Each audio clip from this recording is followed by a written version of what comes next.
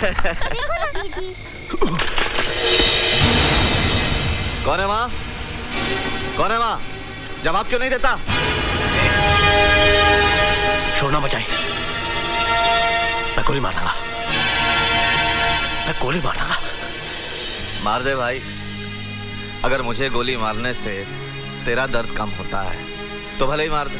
मैं क्या, कौन है जी? कोई नहीं भलिए लोग, अपना ही बिछड़ा हुआ भाई है। जी पूछिए, भूखे हैं तो रोटी ला दूं? इसमें पूछना क्या है? रोटी खिलाए बगैर थोड़ी जाने देंगे। मैं अभी लाई।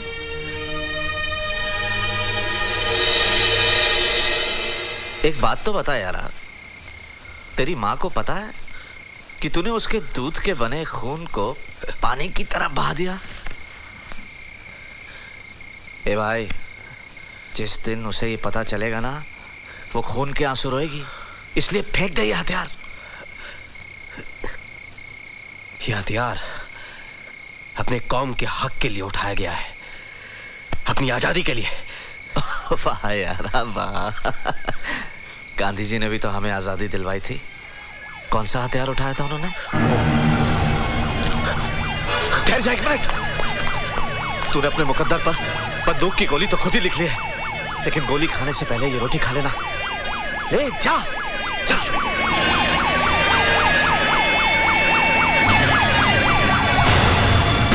गाँव वालों, एक आतंकवादी जो जख्मी है उसे किसी ने अपने घर में छिपा लिया है, उसे हमारे हवाले कर दो। मैं तुम्हें 10 मिनट का वक्त देता हूं। अगर हमने उसे ढूंढ लिया तो उस आतंकवादी के साथ साथ पूरे गांव को इसकी सजा मिलेगी। जनाब, जनाब, मैं इस गांव का सरपंच हूं। इस गांव में कोई भी गैर कानूनी काम नहीं करता है।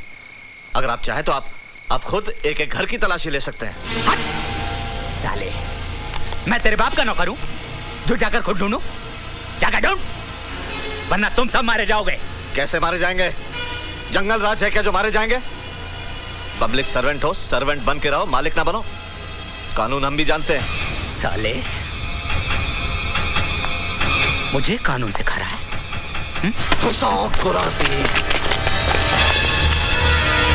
ऐसी गलती ना करना जनाब, वरना ये गांव वाले तुम्हारे जिस्म पर आतंकवाद का चोला डालकर तुम्हारी लाश को पुलिस थाने छोड़ाएंगे। जाओ जाओ, सब अपने अपने घर जाकर सो जाओ। जाओ। जनाब, महेंद्र, इस पूरे गांव को आग लगा दो। चूहा अगर कहीं छिपा होगा तो बाहर निकल आएगा, वरना वहीं जल के राख हो जाएगा। पर जनाब, इसमें तो बेगुनाह गांव वाले भी मारे जाएंगे।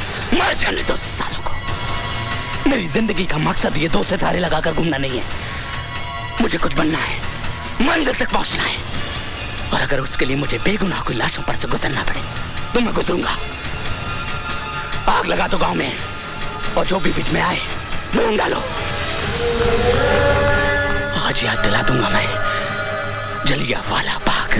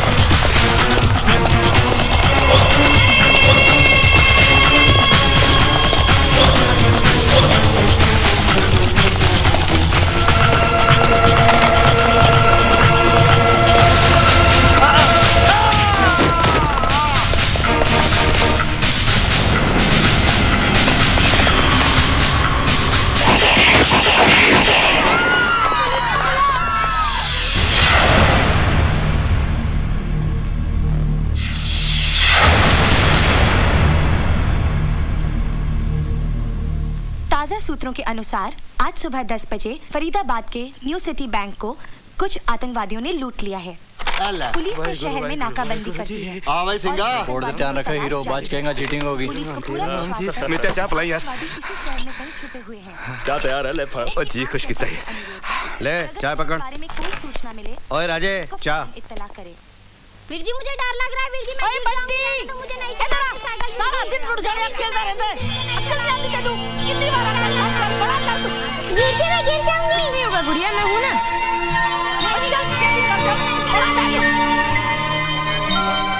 राजे क्या सोच रहा है? आतंकवाद पर कैसे रोक लगाई जाए, इस विषय पर बात करने के लिए हमारे स्टूडियो में मौजूद हैं डीआईजी जय सिंह राणा। डीआईजी साहब, जनता की शिकायत है कि कुछ मासूम लोगों ने पुलिस के जुल्म से घबराकर हथियार उठा लिए और आतंकवादी बन गए। आपकी क्या राय है? ये सरासर झूठ है, बकवास है। हाँ, मैं पूरे पुलिस फोर्स की जिम्मेदारी नहीं लेता, लेकिन जहां तक मेरा सवाल है, मैंने अपने 23 साल के करियर में आज तक कभी किसी निहत्थे के ऊपर हाथ नहीं उठाया। झूठ बोलता है, झूठ बोलता है, हत्यारा झूठ बोलता है, झूठ बोलता है।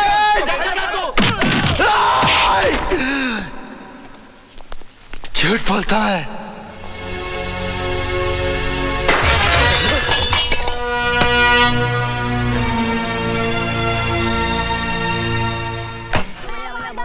भैया बॉल दो, भैया हमारी बॉल दो। भैया बॉल दो ना, भैया बॉल, हमारी बॉल दो।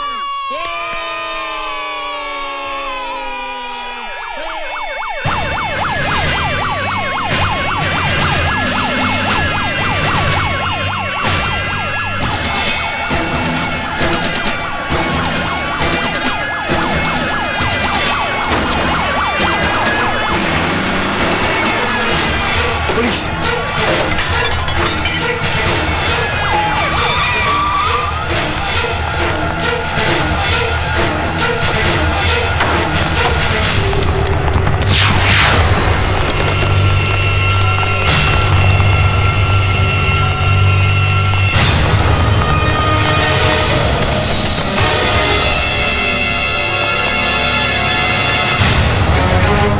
मुझे पता है जिन आतंकवादियों ने कल बैंक लूटा है वो यहीं छुपे हैं।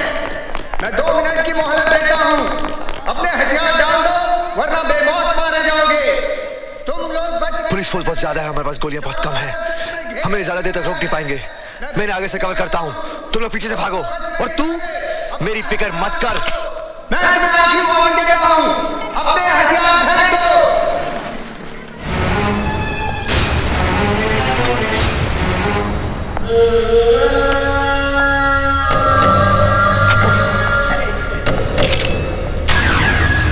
फायर।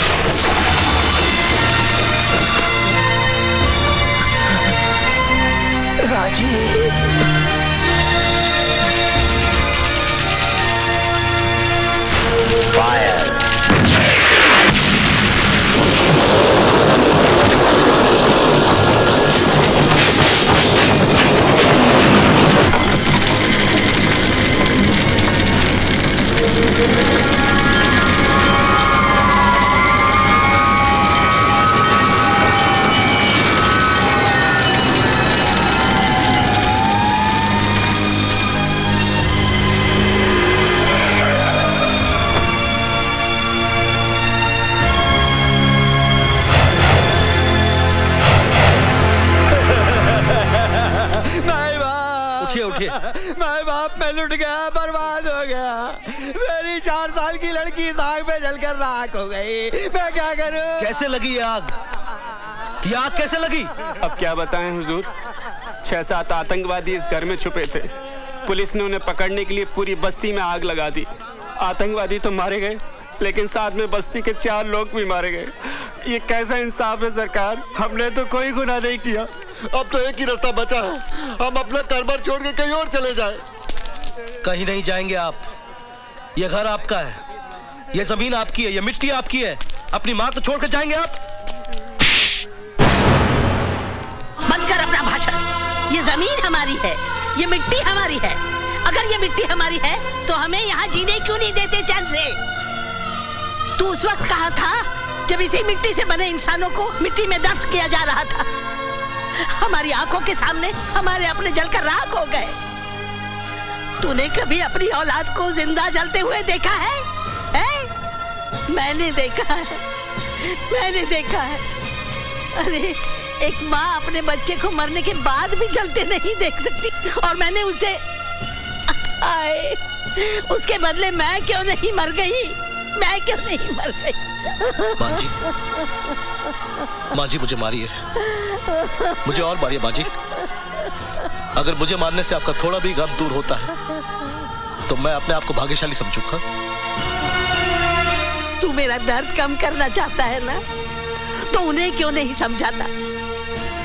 छोटे छोटे बच्चे हैं, हथियार उठाए घूमते हैं। क्या चाहते हैं वो? क्यों एक दूसरे की जान के दुश्मन बने हैं? तू उन्हें समझाएगा ना? मैं वादा करता हूँ माँ जी, मैं उनके पास जाऊंगा। हमारे अपनों के पास जो किसी वजह से हमसे नाराज हो गए हैं, रूठे हुए भाइयों को मनाऊंगा। और जब तक वो अपने घर वापस ना लौटे, मैं अपने घर वापस नहीं जाऊंगा।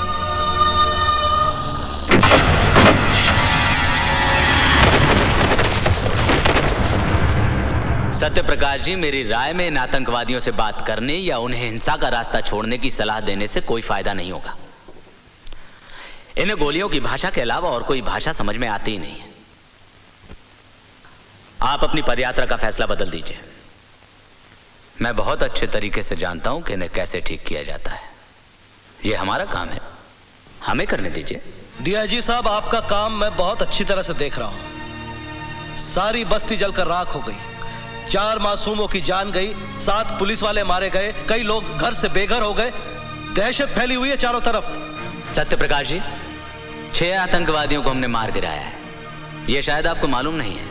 आज के हादसे के बाद 50 आतंकवादी और पैदा होंगे, यह शायद आपको मालूम नहीं। तो आप ही बताइए हम क्या करें? आप कुछ नहीं करेंगे, जो करना है हम करेंगे, क्योंकि ये देश हमारा है, ये जनता हमारी है। क्या ये सच है कि देश की शांति के लिए आप पदयात्रा शुरू करने जा रहे हैं? हाँ सर, आपको लगता है इससे सुधार होगा? किसी न किसी को तो कोशिश करनी होगी। लेकिन सर, इसमें आपकी जान को भी खतरा हो सकता है। कल किसने देखा है? सर, क्या आपको विश्वास है कि आतंकवादी आपकी बात मानेंगे और आत्मसमर्पण कर देंगे? एक विश्वास ही तो है मेरे पास। अगर एक भी आतंकवादी आत्मसमर्पण करता है, मैं अपने आप को भाग्यशाली समझूंगा।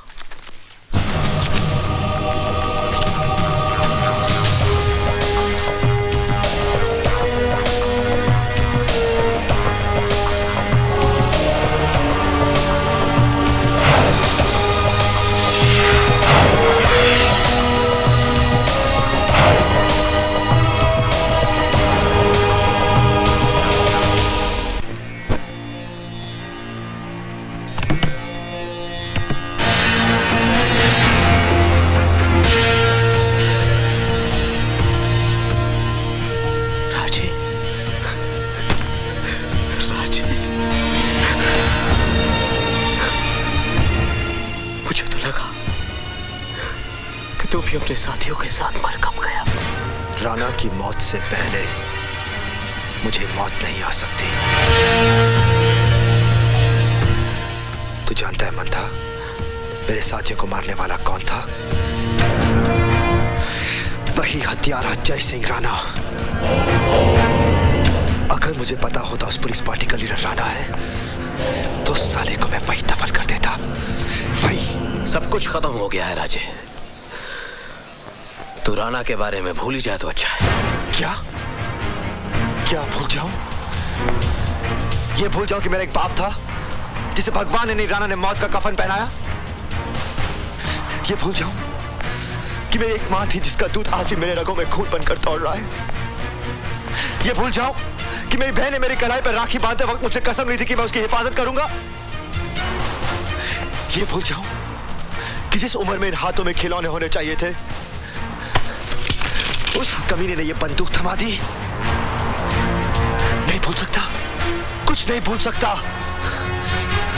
तू चाहता कि मैं भूल जाऊं तो थाम ये बंदूक और उतार दे इसका सारा जहर मेरे सीने में, वरना जब तक मेरी सांसें चलेंगी मेरा इंतकाम जिंदा रहेगा। चला गोली, चला गोली। राजे, तू तो राणा की मौत का दीवाना हो गया है। दीवानों के आगे तो भगवान की भी नहीं चलती। मैं क्या चीज हूं?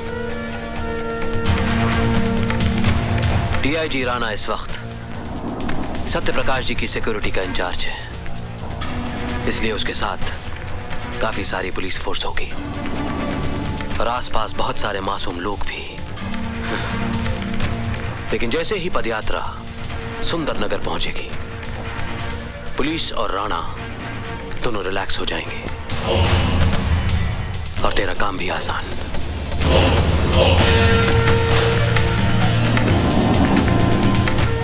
ये बैंक के लूट के पैसे, मैं असले की डिलीवरी का बंदोबस्त सुंदरनगर में ही करता हूं। और हाँ, मैं तुझे एक चिट्ठी भी दूंगा दयाशंकर के नाम पे। वो तेरे रहने का बंदोबस्त कर देगा।